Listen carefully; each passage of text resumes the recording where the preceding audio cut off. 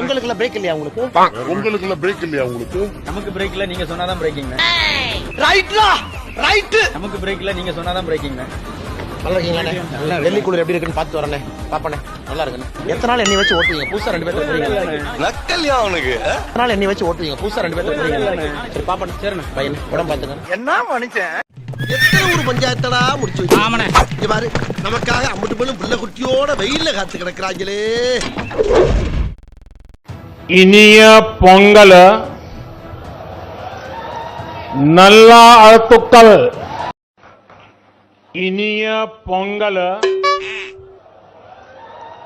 நல்ல அழுத்துக்கள். அழுத்திட்டமாம்மா.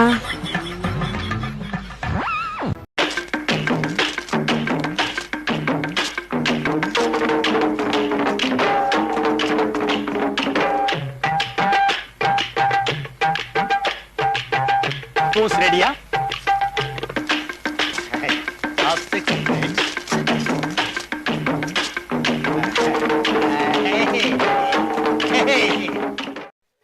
ஏன் உனக்கு இந்த வேலை?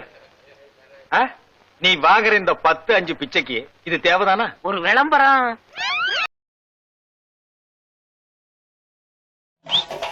ஏய் அப்பா, செத்தது யாரு? ராமசாமி. எந்த ராமசாமி? நம்ம வடக்குப்பட்டி ராமசாமி. வடக்குப்பட்டி ராமசாமியா? எனக்கு பணம் கொடுக்க வேண்டிய வடக்குப்பட்டி ராமசாமியா? ஆமாண்ணா, அவரே தானே. போயிட்டானா? ஏப்பா, இந்த சாமியில சொன்னாப்லையா அந்த ராமசாமி நீ தானே? ஆமாம் நான் தான். அப்புறம் அது மட்டும் நான் சொல்லலை, இந்த சாதிய வன்கொடுமைகள், சாதிய தீண்டாமைகள் அது வேண்டாம் அப்படின்னு சொல்லியிருக்கேன். அது மட்டும் இல்லாமல் இந்த பெண்ணடிமைத்தனம் அதுவும் இருக்கக்கூடாது அப்படின்னு சொன்னது நான் தான். அப்புறம் இந்த தாழ்த்தப்பட்ட ஒடுக்கப்பட்ட மக்கள்லாம் படித்து மேலே வரணும் அப்படின்னு சொன்னதும் நான் தான்.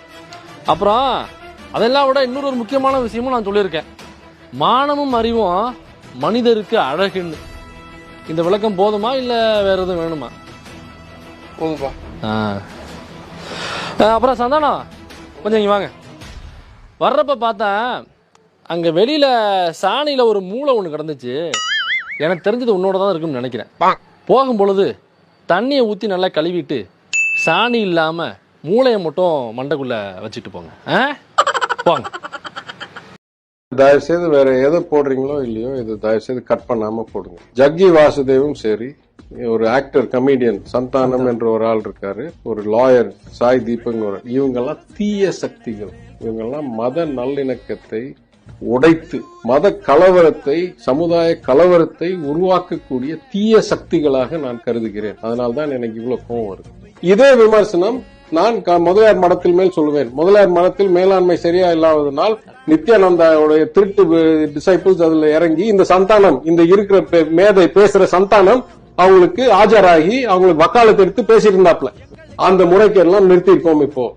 அதனால பிரைவேட்டா பப்ளிக்கான்றதுனால நல்லா இருக்கும் நல்லா இல்லைன்னு சொல்லக்கூடாது. ஜக்கி வாசுதேவ் தகுதி இருந்தா ஜக்கி வந்து சொல்லணும், நான் அரசாங்கத்துக்கு உதவுகிறேன், நான் 11,000 கோடிகளில் நான் திருடின பல ஆயிரம் கோடி, கர்நாடக ஹைகோர்ட் சொல்லுது பல ஆயிரம் கோடி காணாம போச்சு ராலி ஃபார் ரிவர்ஸ். ஜக்கி வாசுதேவ் வக்கிருந்தா வந்து நான் பண்றேன். எங்க அரசாங்கம் கோயில் ஆன பிறகு, HRNC உருவாக்கின பிறகு வடபழனி கோயிலுக்கு 3 தடவை எங்க தாத்தா திருப்பணி குடமுழுக்கு செஞ்சிருக்கார். மீனாட்சி அம்மன் கோயிலுக்கு தலைவரா இருந்து திருப்பணி செஞ்சிருக்கார். காசி விஸ்வநாதர் கோயில் தென்காசியில செஞ்சிருக்கிறார், திருவாதூர்ல செஞ்சிருக்கிறார். ஜக்கி வாசுதேவ் என்ன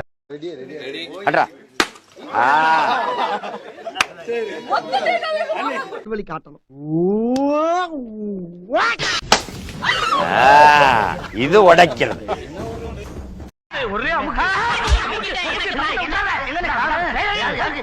ஏன்டா வெறுமண்ண போட்டு இந்த பராடு தேங்காய் இந்த இருக்கு. அது எப்படி உங்க கைக்கு வந்தது? நானாவது பரவாயில்ல, கையில வச்சிருக்கேன். எங்க அப்பா செதறகா போட்டார்னா அடுத்த நிமிஷமே அது எங்க வீட்டுல இருக்கும். எப்படி? அதான் டெக்னிக், நல்ல பரம்பரை.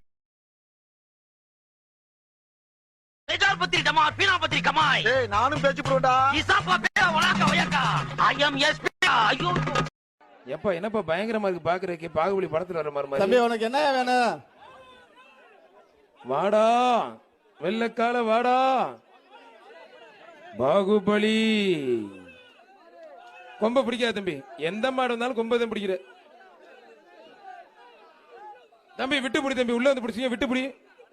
இப்ப புடி. ஐயே என்னங்க நின்னு வச்சு பாகுபலி விட்டுட்டாப்ல புடிச்சிட்டாப்ல. விட்டா விட்டு புடிறானா அப்படி விட்டாப்ல புடிச்சிட்டாப்ல. என்னென்ன வித்தையெல்லாம் காட்டுறீங்க. டேய் டேய் டேய், நீ யாருன்னு எனக்கு தெரியும், நான் யாருன்னு உனக்கு தெரியும். தம்பி கீழே இறங்கப்பா. நீ கொஞ்ச நேரம் பிடிக்கணும். இது எப்படி புடிமான்னு சொல்ல முடியும். கொஞ்ச நேரம் ஏதாவது பண்ணு காலை தூக்கிக்க. இந்த கிளம்பிருச்சு, குஜராத்துக்கே போயிரும் போல இருக்கு. வீரர் வெற்றி பெற்றாருப்பா. சண்டால பாவையில் அது வாட்டில மேய்ஞ்சிக்கிடுச்சு குஜராத்ல. அதை பிடிச்சா அது இங்க விட்டு அது பாயிரதா ஓடுறதான்னு தெரியல. இந்த அவமானம் உனக்கு தேவையா? ஆண்ட பரம்பரடா நானு, எவனுக்கும் பயப்பட மாட்டேன். மன்னர் வம்சம், உட்காந்து கரெக்டா இருந்துக்கணும். ஐயா ஒரு 100 ரூபா சம்பளம் ஏத்தி கொடுத்தா நல்லா இருக்குங்க ஐயா. ரீல்ஸ் போறது விட்டு வேலையை ஒழுங்கா பண்ற மயிறு. சரிங்கய்யா. தமிழ் காட்டுமிராண்டி பாஷை, தமிழ் காட்டுமிராண்டி பாஷைன்னார். இன்னைக்கு பேசுறான் ஒருத்தன், தமிழையே இவன் ஏதோ பெரிய தமிழுக்கு தொண்டு செஞ்சு கிழிச்சிட்டவன் மாதிரி. காட்டுமிராண்டி பாஷைன்னு சொன்னவர் தானே பெரியார். ஏன் காட்டுமிராண்டி பாஷைன்னு சொன்னார்னு கேட்கணும்ல.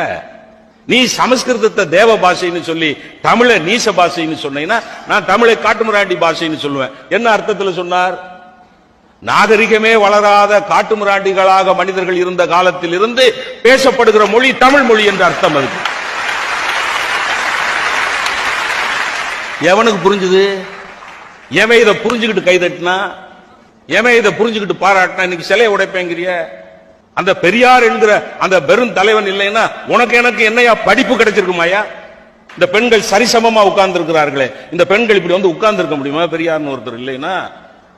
அவர் வாழ்ந்த காலத்தில் அவர் மேல் செருப்பு வீசியவர்களும் அவர் மேல் தக்காளி வீசியவர்கள் தான் அதிகமே ஒழிய, அவர் உண்மையிலேயே மூட நம்பிக்கைகளை ஒழிப்பதற்காக வந்து உதித்த தெய்வம் அப்படின்னு பாராட்டினவங்க ஒண்ணு கிடையாது. ஸ்டார்ட் பண்ணு.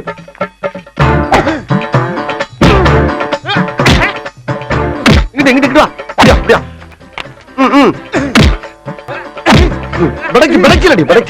மண்டல மட்டும் அடிச்சிடாத, குலக்கேசல் உள்ள போயிருவேன்.